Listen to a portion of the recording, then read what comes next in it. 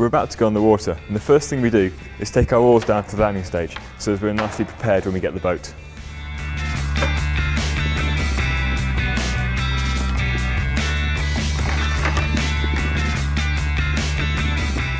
Now we're going to lift the boat off the rack.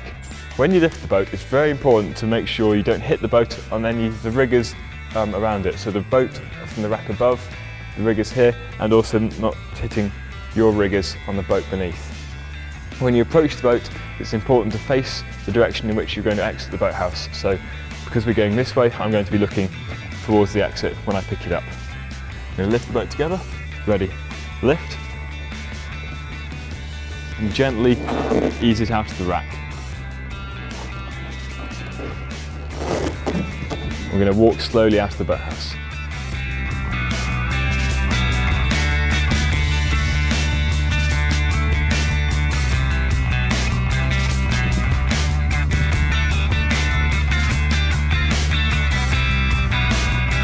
When we roll the boat into the water, it's very important to make sure we place it a long way from the landing stage so as we don't damage it. I will then hold the boat while Mark passes us the oars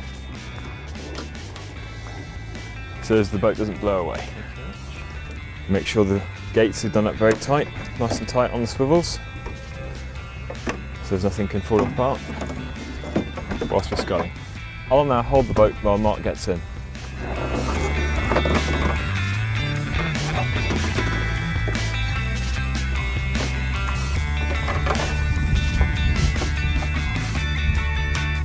And Mark will now steady the boat for me whilst I get in.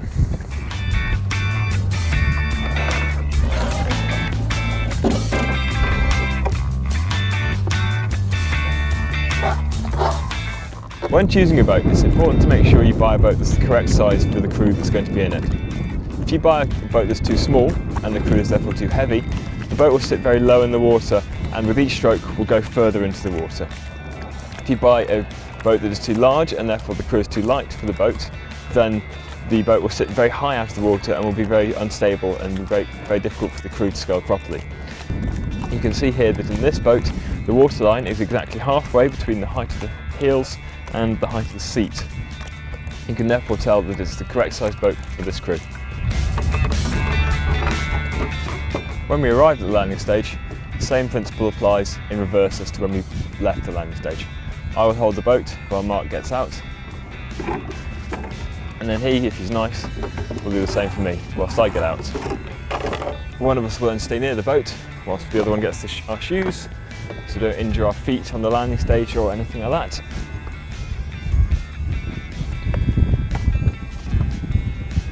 We chose to come in on this side of the landing stage because, as you see, the wind is coming from that direction. This will help us land as we can come close to the landing stage and then be blown onto the side of it, and that will make life much easier.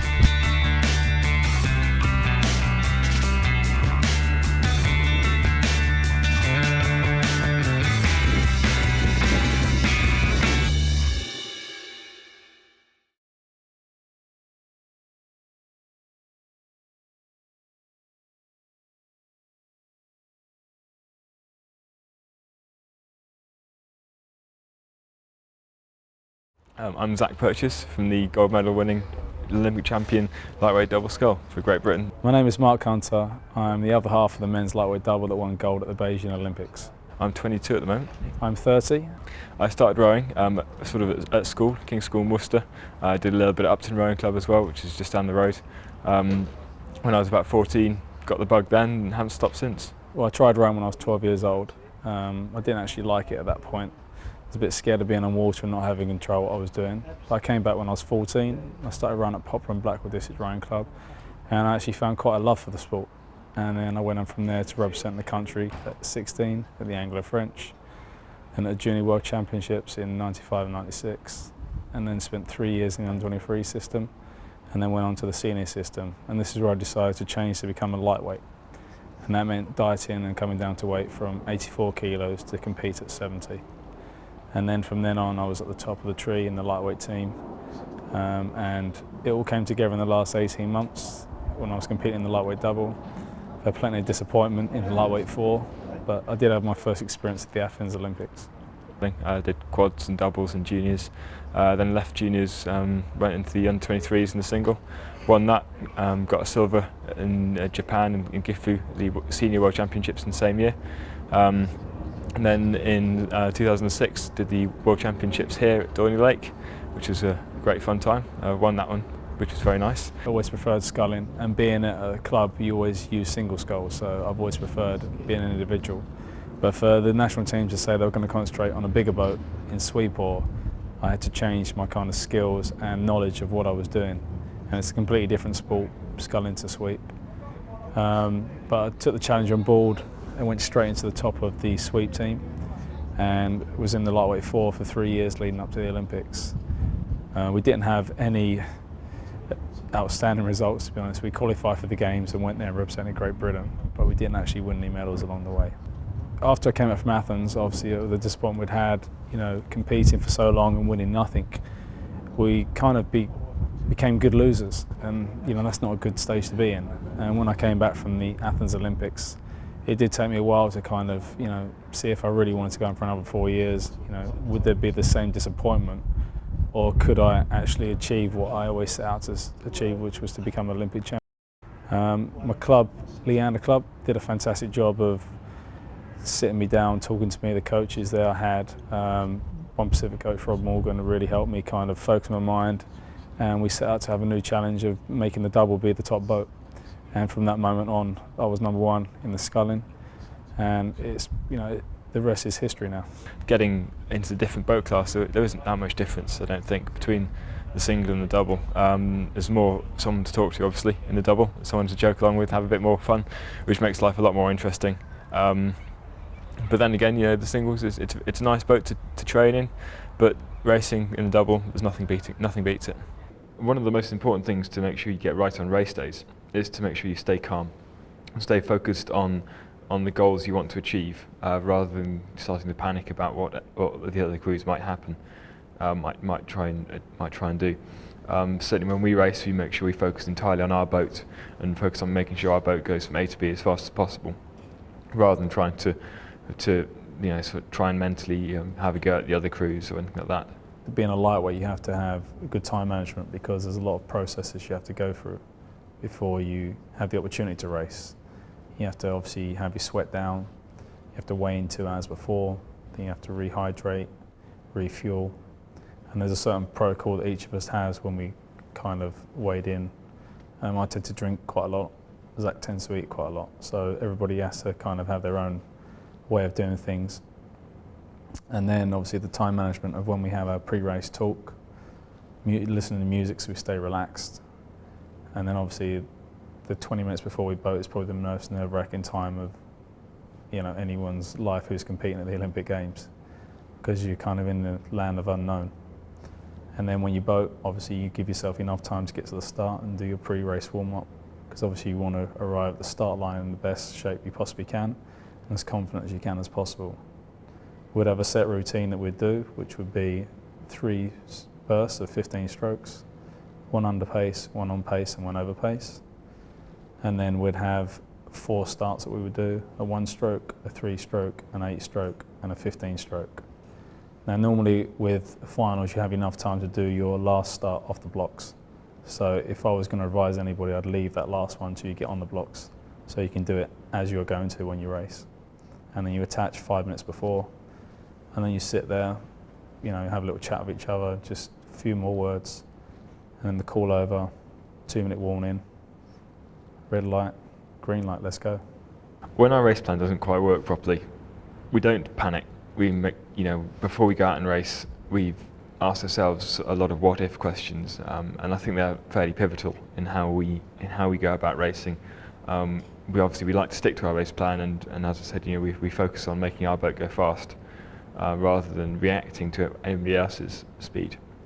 In terms of the preparation for Beijing, obviously everything works in 4-year cycles, and when after Athens, we all started to think more about Beijing. But within that cycle, we break it down into years, and each year culminating with the World Championships. For us in the double, our preparation for Beijing probably the focus went wholly onto Beijing after the World Championships in Munich, where we got the bronze medal. Up until that point, we were sort of trying to form the crew and get the most out of what we could. And then after Munich, we sat down and said, yeah, we definitely want to go to Beijing and get that gold medal. In terms of the sort of the finer side of things, we then had 3 World Cups to sort of put things into practice in the 08 season, and sort of refine our racing skills. And then 6 weeks before the Olympics, we really focused on those 3 races that we wanted to win, and of course the most important one is the last one. I did feel the pressure quite a lot, obviously because of my experience in Athens of not performing well enough and not getting the best or having my ultimate performance. It was even more important to me to do that in the final.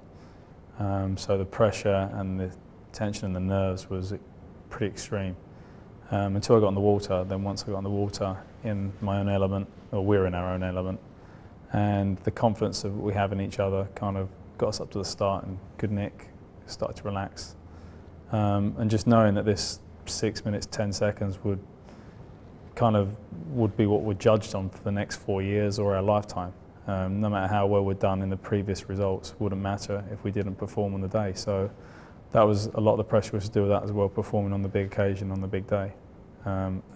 We did that brilliantly, and that's probably when I crossed the line. I was not really knowing where I was. I was just completely exhausted from every emotional, physical, and mental state. So, to actually go to that extreme, was what I was intending to do. So, I was very pleased with the way we did it. I think the relaxed mode that Zach can go into is really reassuring. Nothing phases him. He doesn't really get nervous about things. But obviously, being his first games, he probably didn't have the understanding of what it is like to wait 4 years to have the opportunity again. Now he's experienced the highs of how amazing it can be. I just hope that we can keep on this run and keep the excitement of winning going, because to be on the other side of not performing well or having a terrible result is not a stage I'd like anybody or wish upon anybody to go through ever again, especially myself. So, having that relaxed mode sitting behind me was very reassuring, and knowing that we could go out and do the job as a unit. So we had the best of both worlds, someone who was quite nervous, someone who was relaxed, and I think that's a perfect combination.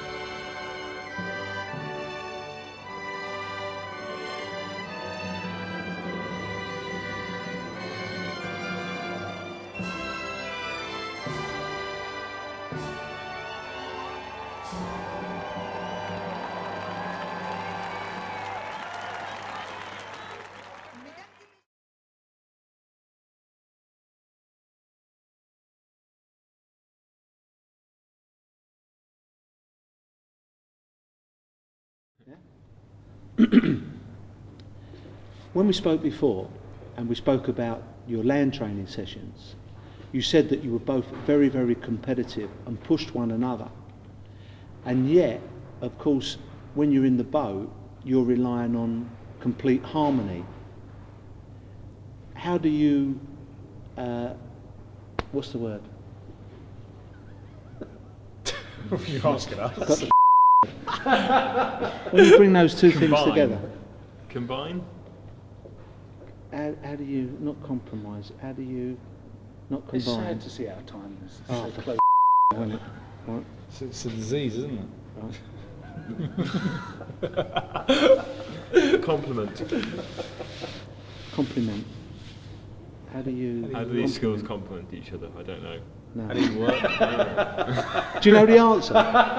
We might as well not ask the question, eh? We skip that. You don't know.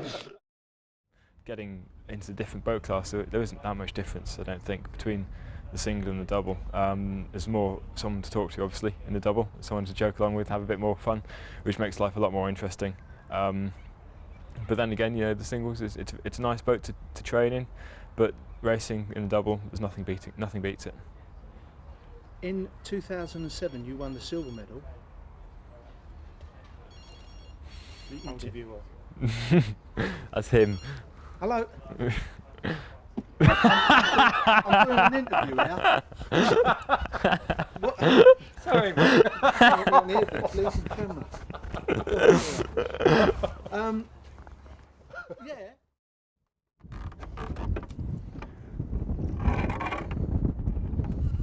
When we get out of the boat, the same process applies. I hold the boat for Mark when he gets out, and when he's taking his oars. Oh, there's a dog in the picture. We've got to start again. Go on, back in.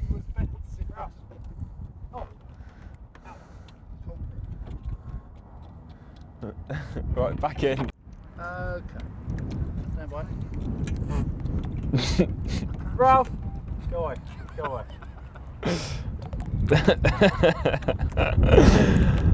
This is take 4.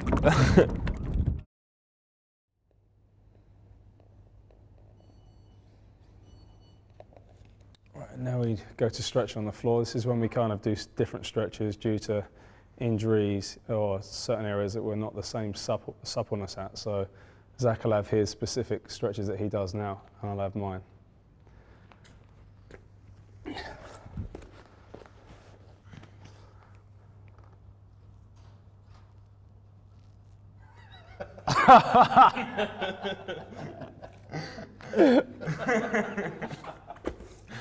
Love it.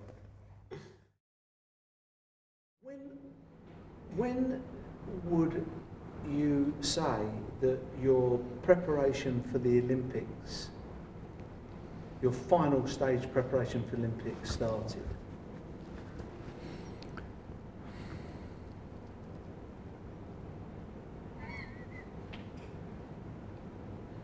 Don't know.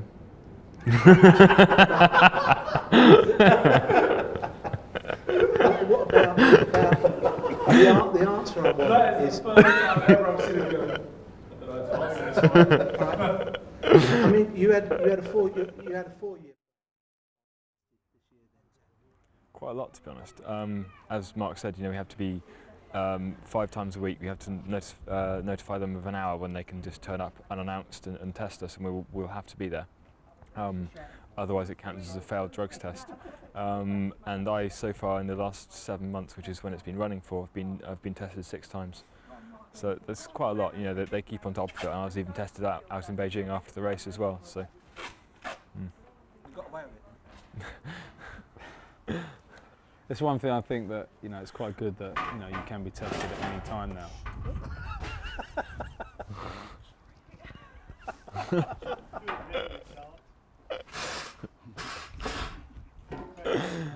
Noisy.